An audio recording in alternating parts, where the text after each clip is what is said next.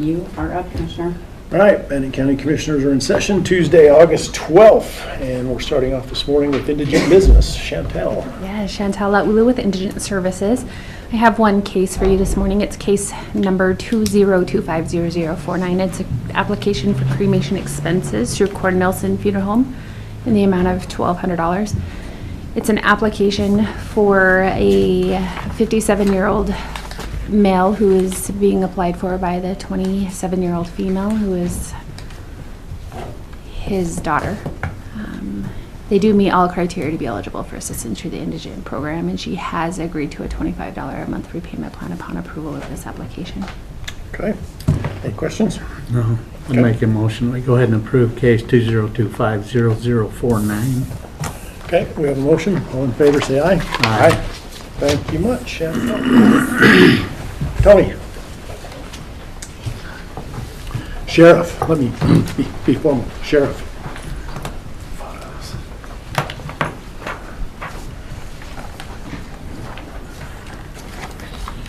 Morning. Good. Tony Manu, Bannock County Sheriff. So, our big project out back, the SWAT training room, STAR team training room, and DART training room. We're kind of on the end of this project. Of course, at the end, you find little things. So we found that if you look at those pictures of stairs, plain wood. No planning for, they put in the plantings, they put rubber covering on the flooring of the stairs, so it's exposed wood and flooring upstairs in the DART room. So those are the last two things that, as far as to be completed, but they were not in the initial plans as we found out at the end of the project. So the ask today is to reallocate some funding that we do have to complete that. I do have a bid proposal for that. Have a copy of that? We do. Receipt? Okay. We do. And what we're looking for is the, number one, the top number for the stairs, is that 4627, and then the install mosaic wires, the bottom number, 3875. And we did find some money that we could asking to reallocate from our current budget through our critical equipment in the jail and jail maintenance for flooring. So the total ask is $8,502 to be reallocated and get this project finished up. You've identified the funds, so. Yeah. So when did we start a DART team? We've always had the DART team. You didn't get my joke. Tell them about the DART team. Oh. Not the DART team. So You're way too serious here. You don't joke with the sheriff. I do. I joke with everybody. So DART team, it's a immediate action team for the jail, like for I'm thinking of the bar and the darts and yeah. We need a dart room.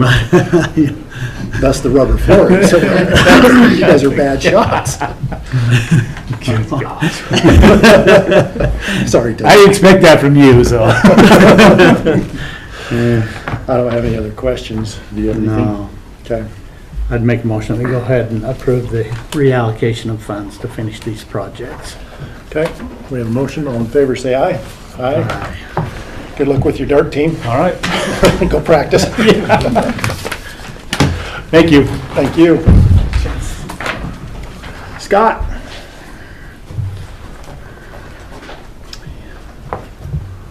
Which one you want to start with today? The youth celebration? Yes. Okay. So, Natalie? Why not? Scott Crowther, event director, business manager, actually. Event something or other. Introduce yourself for the record. Oh, hi, I'm Natalie Houghton.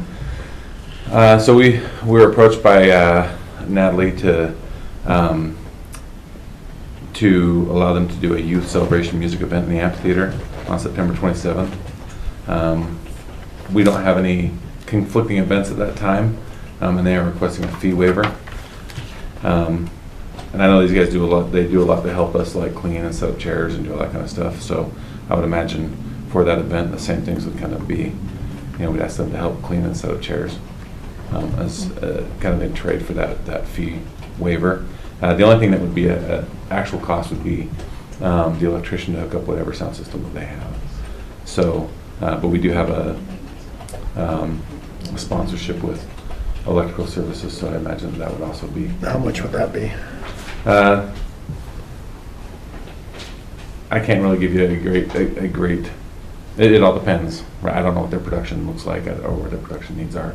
I don't imagine it's too crazy, so it could be it's a couple $100.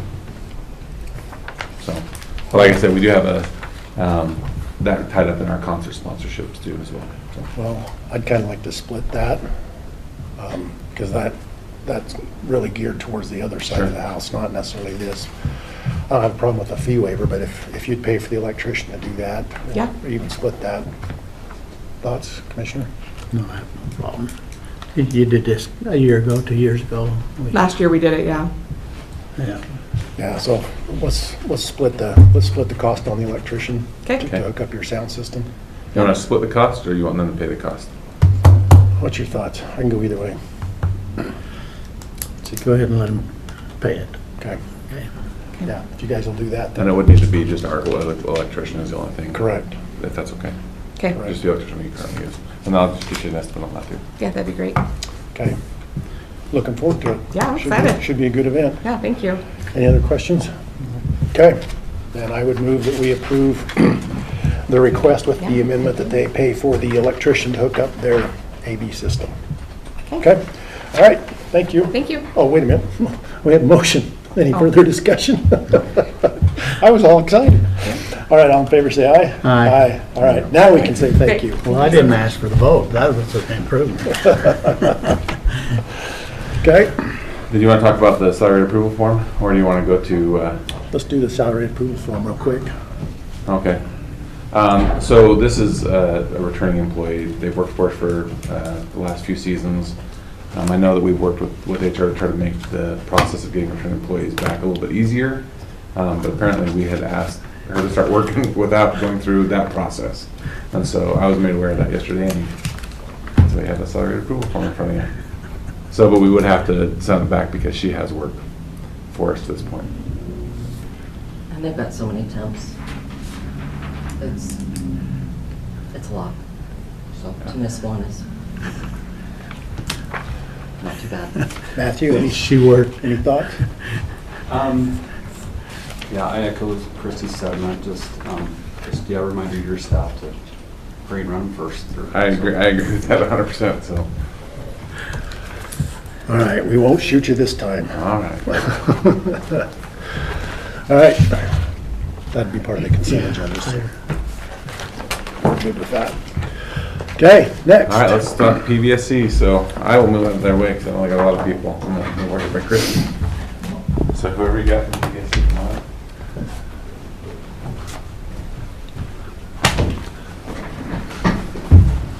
Hi, Good morning. good morning. Mary Keller, I'm the president for PBSC. I'm Courtney Liu, I do all the financials. I'm Erica New, and I am the secretary for the board. I'm Kevin MacArthur, I'm the treasurer. So for the past, we've been working off of a contract for the past 3 years with PVSC. And our relationships, I would say for the most part, is pretty good. Last year we had a lot of complaints that started coming from parents directly to us. A lot of complaints about field conditions. As we started digging into it a little bit more, people were complaining about the prices they were told that they had to pay that we were charging, the county was charging the kids. And so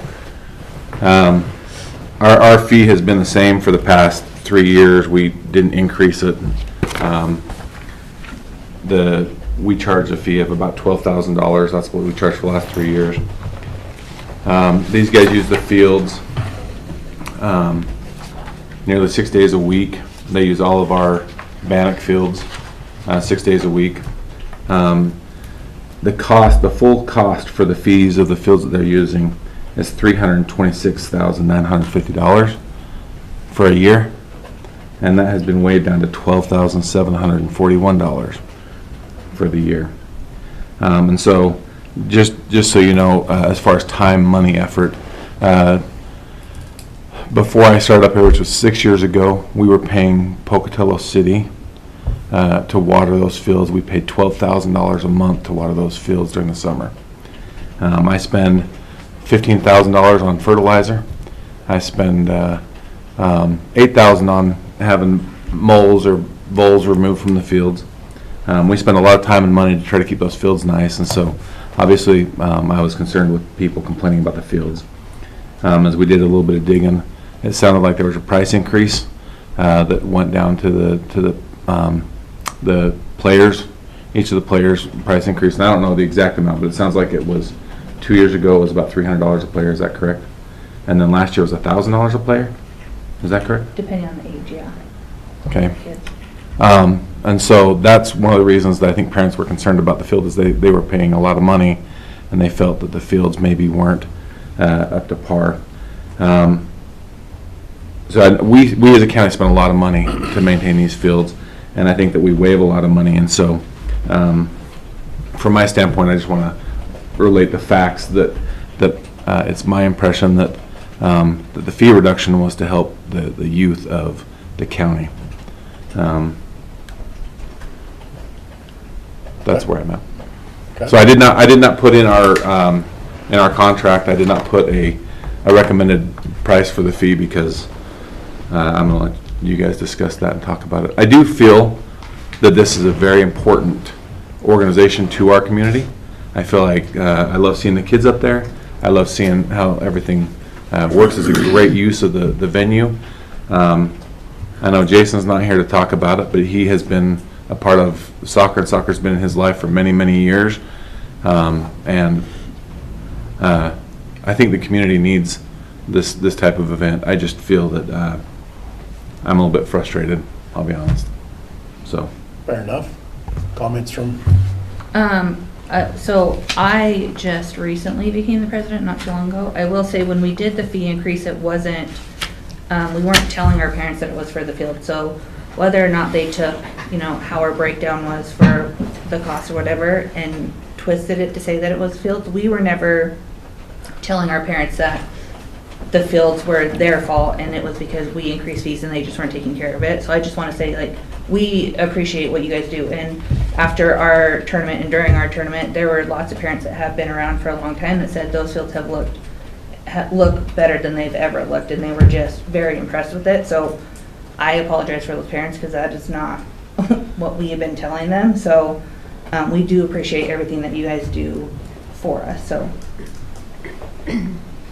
with that, where would you like to go? down. You've heard some of the fees that it takes us to do it. Yeah.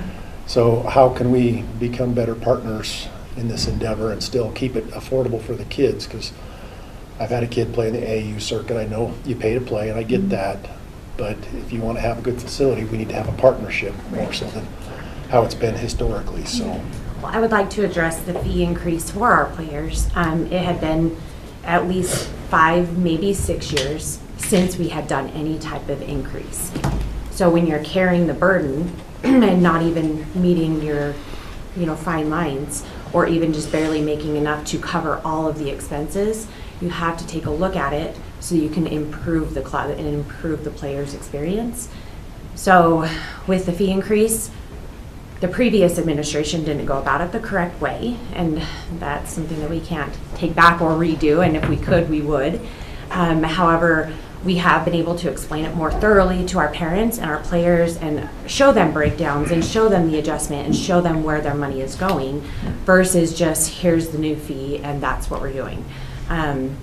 We appreciate playing up at Bannock Fields. I know that there's been the times with the field complaints. I think it has a lot to do with the other side of the field where like the flag football is. And so if we're having our tournament and we've got teams from out of town playing on those fields versus the Bannock fields, very different. That's really where we get the difference in commentary. And so we appreciate playing on the Bannock fields. We love the Bannock fields. And we have seen the improvement, even in a year. I've only been with the club for about 18 months. And from last year to this year has been night and day. So that, that goes without saying. Just by way of comparison, the only events that happen on the Bannock fields are soccer, the 4th of July, and then the last 2 years we've run, just on the small Bannock fields, we've done the fantasy fair for 4 days. So the fields are primarily rented out for soccer. Where you look at the other fields, we have football, flag football, a lot of youth events. The people rent out the other fields. So the other fields get rented more frequently. These fields truly are soccer. One of the things we're talking about in the budget this year is installing some more fields down below, across from the office down there, to help give more places to play soccer, try to relieve some of the burden on the football fields up there so we can improve those. So again, it goes back to how do we form a partnership that works for both of us and gives you more places to play, quality places to play, and helps us improve and maintain the facility. So, Commissioner Moser, any thoughts? Yeah, you talked about the increases and costing the playing. So what have you put away? What's your goal for your players? What's your goal for your organization? How much have you got in the bank? So our biggest goal right now is trying to finish our indoor facilities so that we have an indoor and an outdoor playable area for year-round soccer. So some of those funds have gone to that indoor project. We are very, very close to wrapping it up. We're just finalizing a few strings with the city, and then hopefully that'll be open for winter use. That being said, that's where some of the primary increase had gone to initially. We don't anticipate increasing our fees additionally, even once the facility opens. It was a one-time kind of fee increase to kind of help subsidize a little bit of that on top of giving players more. We would like to have both. We would like to have the indoor and the Bannock fields and any other fields. We have a big group. We have a big group of kids and we take up a majority of Pocatello soccer players, and we want to keep continuing to give them those opportunities and advantages. We'd really like to see this community grow, and I feel like with our biggest tournament, which is the Spring Classic, this last year we had 152 teams come from all over the area, other states, other cities. That brings a lot of commerce to our community, and it keeps that here.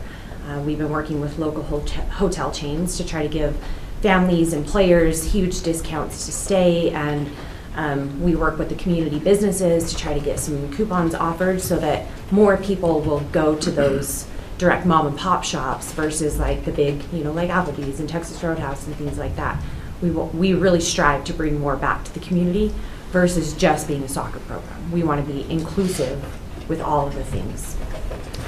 And that's where I'm getting at is actually Bannock County's been subsidizing $314,000 a year. I mean, that's a big amount. I mean, we are looking at in our budget and what we do with everything, and we spend a lot of money up there.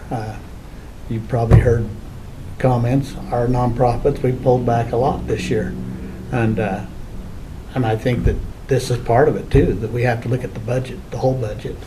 I agree 100% with Scott that our youth, we want to invest into our youth, but that's a pretty good price tag, in my opinion, for the county to be subsidizing. So my question to you is, did you guys come prepared with a number today that you were prepared to talk about? So I don't know numbers well enough as far as like what's reasonable, so I did not come with numbers. I just kind of assumed you guys would give us an idea and we could kind of go from there. I don't know what's reasonable, honestly. What you guys think is reasonable. Well, somewhere between what you're paying now and $326,000 Right. is reasonable. It's a large range. Yeah, we got a gap we gotta Yes, close. So, given that, maybe what we do is have you work a little bit with Scott and come up with a number to come back to us that both of you think is a fair number. And I don't want to put you on the spot today if you weren't prepared to talk about that. But maybe we do that and come back next week and meet again and discuss it. What do you think, Scott? Yeah, how many kids do you guys have signed up If you don't mind me asking. About 1,700 right now, Okay. combined with all of our programs. Okay. Right. And we're looking at, in this agreement, it looks like a 3-year contract here. Because of this conversation that we're having, I'd rather just go a 1-year contract right now, just simply because we're looking at the other fields. We're looking at building new fields, and to bind us for 3 years, Mm-hmm. I think that we need to figure out our master plan before we bind ourselves Sure. too far into the future. So these guys do a kind of a spring, fall.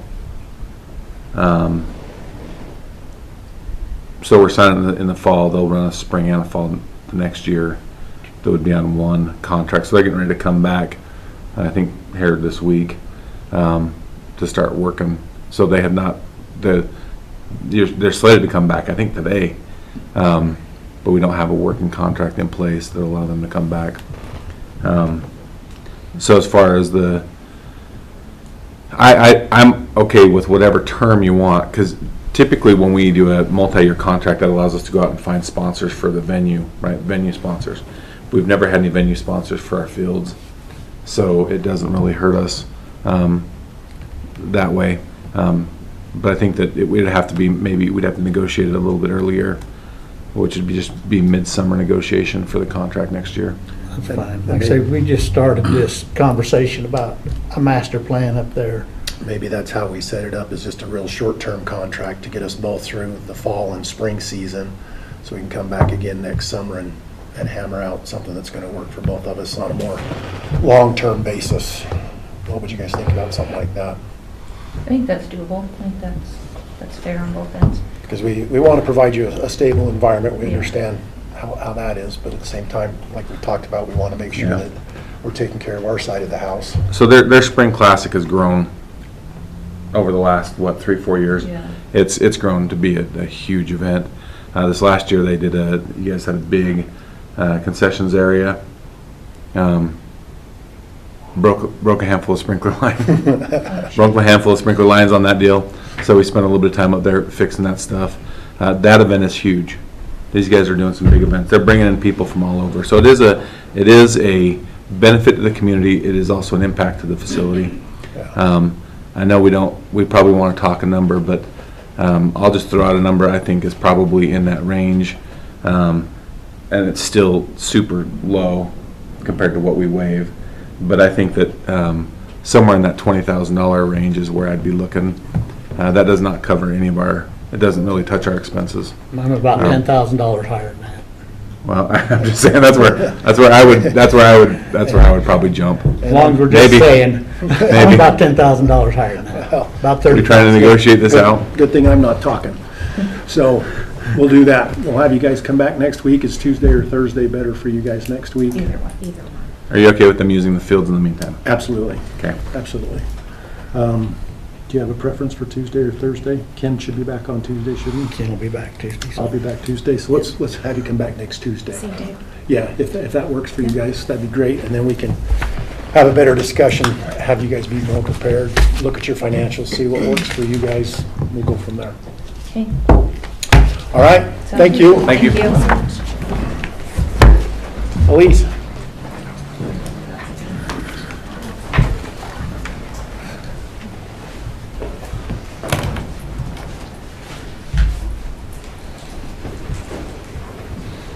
Good morning.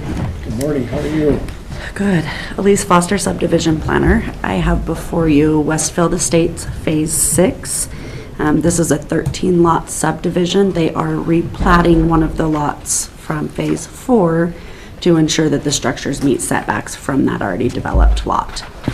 They have proposed to bond for monuments, so the pins being set by the surveyor, and for part of the construction of the road.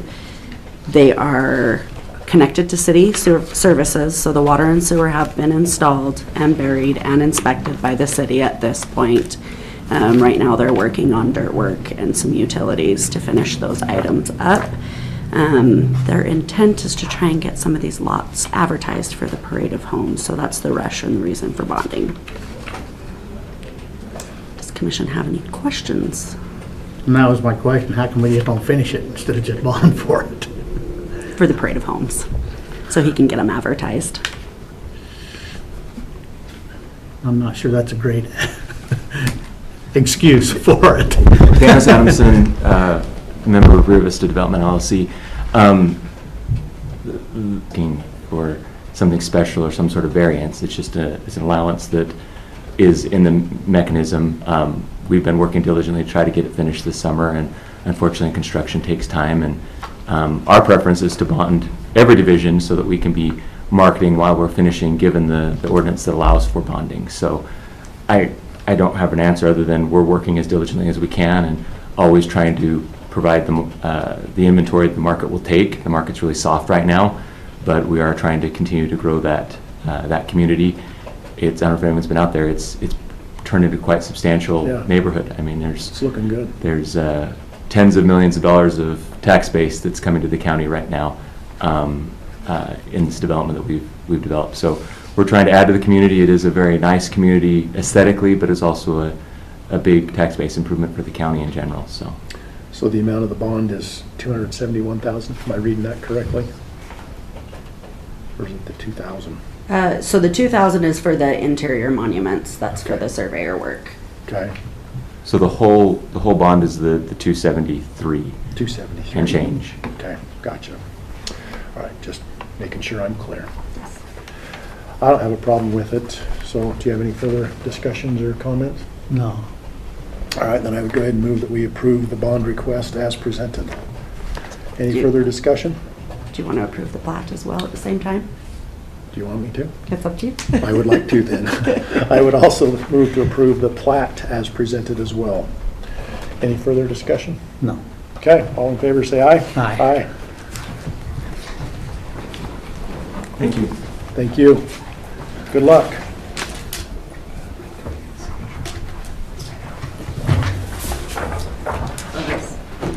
Jason's a collection conference.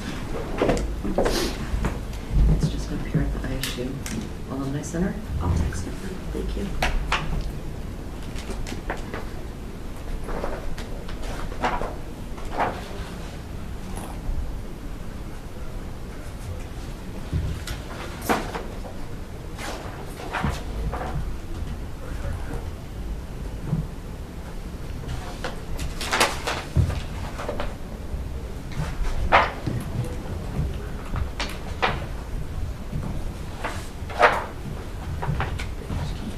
I know.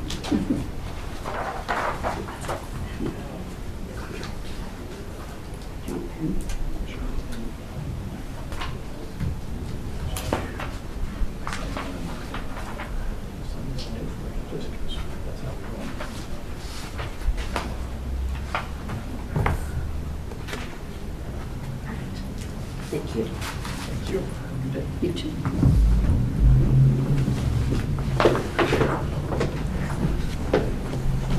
Christie.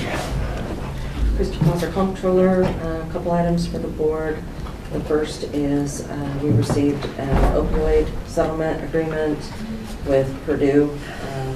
This requires signatures and submission if we would like to participate. I ran this through legal and didn't see any problems. Okay.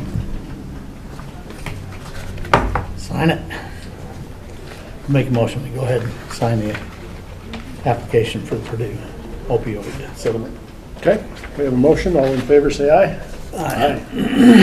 The next item I have is approval. I don't know if Dan wants to come up. Part of the YDC project did not include building appliances, safe, and TV. Dan thinks that will be less than $8,000, so we just need to, if we're going to complete the project, get those items ordered and pay for those. I believe we should have some money within PILT. Why aren't we including that in the building, in ARPA? I would not be involved in that conversation, so I don't know.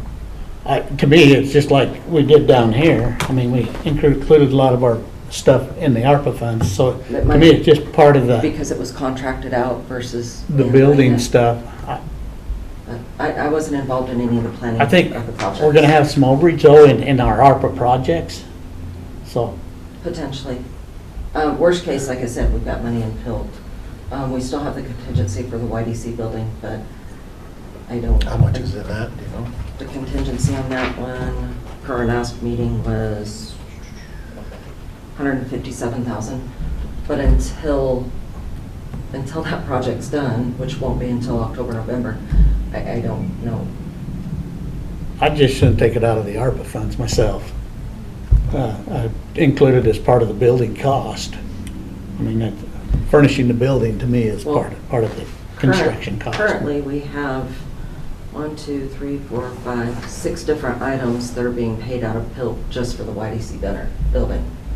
So, I mean, right now, honestly, I am juggling between how much I'm gonna pay out of ARPA and how much I'm gonna pay out of PILT. And it's gonna roll into next year's budget, because if we have money left over in ARPA, I'm gonna have to journal entry stuff in, just simply because we have that contingency amount. And if we don't utilize it, we send it back. Right. Where PILT, we don't. Other than, I don't know what that amount is until the building's done. I So- just soon earmark this as ARPA myself. I would too. Okay, Yeah. so I just need an approval of up to $8,000. The other, okay, I'd go ahead and make a motion that we approve up to, not to exceed $8,000 on equipment for the YDC Where's it coming from? from ARPA. ARPA. Okay, we have a motion. Any further discussion? Which I don't have anything else, so. Aye. All in favor, say aye. Aye. All right, Chanda.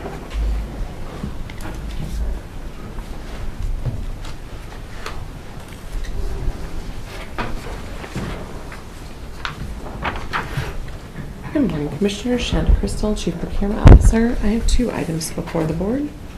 The first one was going to be a discussion of lessons learned from past projects and how to improve on those processes. You have a document in front of you that listed some of the feedback that I was able to gather back, but I don't have hardly any of the department heads here today. So I don't know if some are, projects, if they've been pulled elsewhere, or if they're handling family events or something like that. But I didn't know if the board wanted to continue with this discussion or if we wanted to wait till we had a few more of those department heads in attendance. Or My preference is we have everybody that was involved here for the discussion, so we can have a robust discussion instead of a part here and a part there. This was kind of your request to have a lessons learned discussion. Yeah, I think that we need the crew together to have that discussion. And I'll just tell you that I think one of the best deals that we did was here on 6th Street, when we ended up like a monthly, right.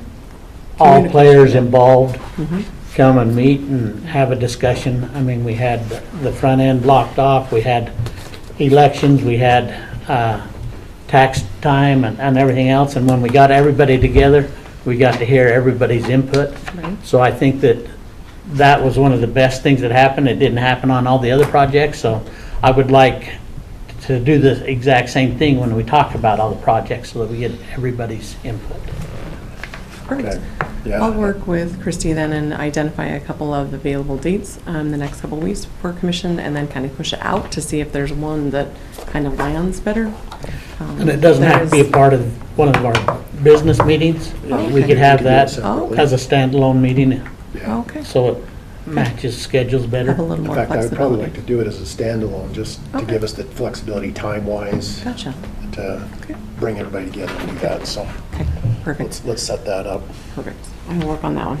The other item I have before the board is a procurement update. We have a few projects that are moving through the pipeline. The first one I wanted to touch base on is Road and Bridge road salt. It does feel way too hot outside to be talking about winter weather, but inevitably it will show up and we want to be prepared. So Road and Bridge reached out to me, and we're going to go ahead and start drafting that. We're going to do very similar to what we've done the past couple of years, is to go out for an invitation to bid. So we'll get that one going. The next one is also for Road and Bridge, their roof replacement. Their roof is in the design services stage at this point, and we anticipate that being live for bid in the next couple weeks as that gets finished up. If you jump down to active projects for the landfill, the Scale House project, they have a pre-bid meeting today at 1 o'clock, and we've been in conversation with a few contractors already, so we're excited to see how many of them attend that pre-bid and how that project moves forward. And then our other active project is for facilities, for janitorial services. We had a pre-bid meeting last week that we had 4 vendors attend, our current one as well as 3 other ones, so that was exciting for us. And questions were due yesterday, and we'll issue an addendum out tomorrow on that one, and they'll move forward as well. And that's all I have before the board, unless you have any questions for me. I don't have anything? Nope. Okay.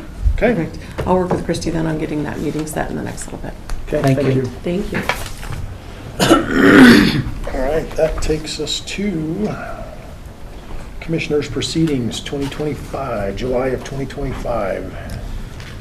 Make a motion that they go ahead and authorize signature on the Commissioner's proceedings for July of 2025. We have a motion, all in favor say aye. Aye. Aye. And with that, we are at the claims and consent agenda. Salary invoices, payroll, manual checks. We did one salary rate approval form. Any other questions or concerns on anything in the claims and consent agenda? Do you have anything? No. Okay. Then I would move that we approve the claims and consent agenda as included in the packet. All in favor say aye. Aye. Aye. And with that, we will stand at recess until 11 a.m. for the public hearing.